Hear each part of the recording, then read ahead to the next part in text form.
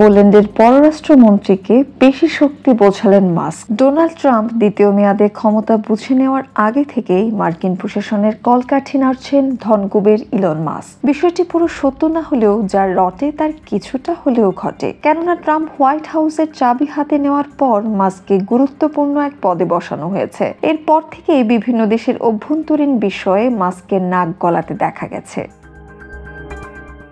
অভিযোগ আছে কানাডায় জাস্টিন ট্রুডোর ক্ষমতা হারানোর পেছনে তার বড় ভূমিকা আছে। এর পাশাপাশি জার্মানি ও যুক্তরাজ্যের প্রতিও তার বিশেষ নজর রয়েছে। এবার সামাজিক মাধ্যমে পোল্যান্ডের পররাষ্ট্রমন্ত্রীকে হুঁশিয়ারি দিয়ে বসলেন ট্রাম্প প্রশাসনের প্রভাবশালী এই কর্তা।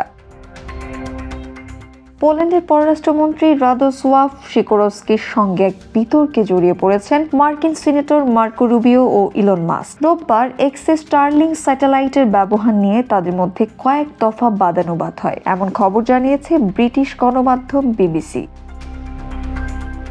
এক পোস্টে ইউক্রেনের স্টারলিংক সেবা বন্ধ করার ইঙ্গিত দেন ইলন মাস্ক। যুদ্ধবিধ্বস্ত দেশটিতে এই পরিষেবা বন্ধ হলে অন্য বিকল্প খোঁজা হবে বলে পাল্টা মন্তব্য করেন পোল্যান্ডের বিদেশমন্ত্রী সিকোরস্কি। রুবিও দ্রুতই সিকোরস্কির বক্তব্য নাকচ করেন এবং তাকে কৃতজ্ঞতা প্রকাশের পরামর্শ দেন। এ নিয়ে এক্সে একাধিক পোস্টে বিতর্ক চলতে থাকে। এক পর্যায়ে মাস্ক সিকোরস্কিকে ছোট মানুষ বলে মন্তব্য করেন।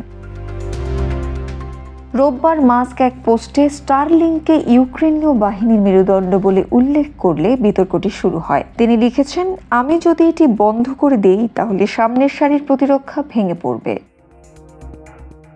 সিকোরস্কি এই পোস্টের জবাবে জানান, স্টারলিংকের জন্য পোল্যান্ডে অর্থ দিচ্ছে। তিনি লেখেন, পোলিশ ডিজিটাইজেশন মন্ত্রণালয় প্রতি বছর প্রায় $5 কোটি ব্যয়ে ইউক্রেনের জন্য স্টারলিংকের খরচ বহন করছে। আগ্রাসনের শিকার দেশকে হুমকি দেওয়ার নৈতিকতার কথা বাদ দিলেও প্রেস এক্স অবিশ্বস্ত প্রমাণিত হলে আমাদের বিকল্প খুঁজতে হবে।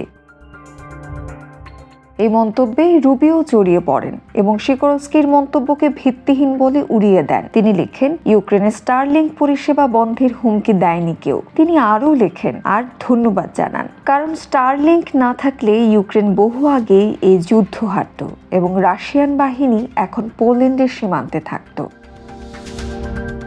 পরে মাস্ক সিকোরস্কির উদ্দেশ্যে লেখেন, চুপ থাকুন ছোট মানুষ, আপনি মোট খরচের খুব সামান্য অংশ পরিশোধ করেন আর স্টারলিংকের কোনো বিকল্প নেই।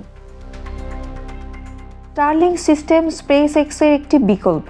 বিশ্বের দুর্গম ও যোগাযোগ বিচ্ছিন্ন এলাকায় দ্রুতগতির ইন্টারনেট সরবরাহের জন্য কাজ করছে এটি। বর্তমানে ইউক্রেনে কয়েক হাজার স্টারলিংক টার্মিনাল রয়েছে। এর মধ্যে 2023 সালের জুনে যুক্তরাষ্ট্রের প্রতিরক্ষা মন্ত্রণালয় 500টি সরবরাহ করেছে।